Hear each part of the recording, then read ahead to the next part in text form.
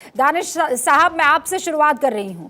क्या ये उकसावे की राजनीति नहीं कही जाएगी, जबकि जो शहीद हुए हैं उनको बकायदा जो रूल्स हैं उसके तहत जो मुआवजा मिलना चाहिए वो मिल चुका है या मिल जाएगा इन द प्रोसेस? देखिए, मुझे ऐसा लगता है कि सबसे पहले तो ये उकसाने वाली जो बात है वो तो बिल्कुल गैर जिम्मेदाराना एक ध्यान है, ऐसा मेरा मानना है। रह गई बात आप अग्निवीरों की, अगर बात की जाए तो देखिए जिस जवान के साथ में ये घटना घटी है वो अफसोसनाक है कि उसके परिजन के साथ में जो हुई, हमारी गहरी संवेदना है उन लोगों के साथ में, उनके परिवार के साथ में। लेकिन सवाल ये है कि ये घटना तब हो गई जब एक जवान जो है वहां लड़ाई कर रहा है। क्या ये बेनिफिट बाकी तमाम लोगों को भी मिलेगा इस योजना के पूरे हो जाने के बाद? तो नहीं। तो कहने का मतलब ये है कि हमारे जो देश के जवान हैं, मैं बिल्कुल मुखालिफ हूं राहुल गांधी की बात से, लेकिन सवाल ये है कि देश के जो जवान हैं उन लोगों की सुरक्षा सिर्फ या उन्हें उनका हक अगर इस तरीके की घटना के बाद मिलेगा तो ये अफसोसनाक है।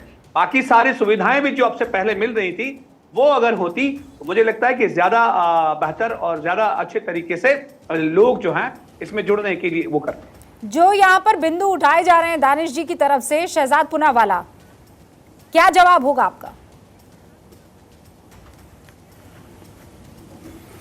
अग्निवीर और अग्निपथ तो बहाना है, सियासत चमकाना है। रूबिका जी, आपको याद होगा कि बार बार इस पूरी मंडली की एक ही कवायद रही है कि कैसे सेना के मनोबल पर करो चोट, और ताकि इससे अपना किसी ना किसी तरीके से अपने आप का बढ़ाओ सपोर्ट। आप देखिए, ऑडियो लाइन बड़ा खराब है।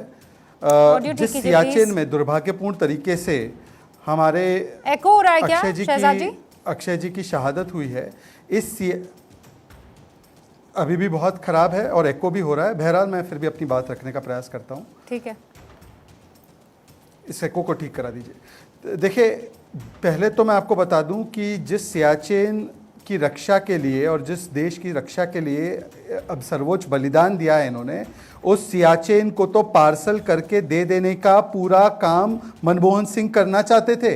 ये तो जे सिंह साहब ने रोक दिया, वरना ये सियाचिन को पार्सल करके दे देना चाहते थे।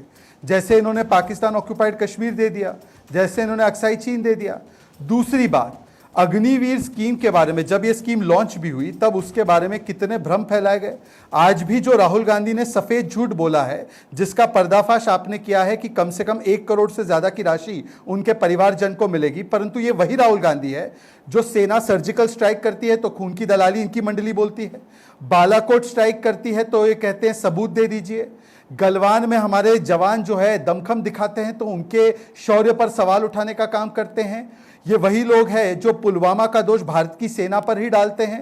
और इन लोगों को अगर इतनी चिंता होती कांग्रेस वाली ये पूरी इकोसिस्टम को, तो पूछिए 60 साल तक नेशनल वॉर मेमोरियल नहीं बनाने दिया इन्होंने, OROP 42 साल तक लटकाए रखा। मनमोहन सिंह के 10 साल की सरकार में इन्होंने बुलेट प्रूफ जैकेट तक नहीं खरीद कर दिया सेना को। और रफाल प्लेन्स के विषय में भी, जब रफाल प्लेन्स फाइनली मोदी सरकार में आ रहे थे, तब उसके ऊपर भी कैसी राजनीति की, और वो पूरी राजनीति झूठी साबित हुई सुप्रीम कोर्ट में। तो बार बार मनोबल सेना का तोड़ने का प्रयास इन्होंने किया। और उसका एक लास्ट प्रमाण मैं आपके सामने रखता हूं, ये राहुल गांधी का बयान।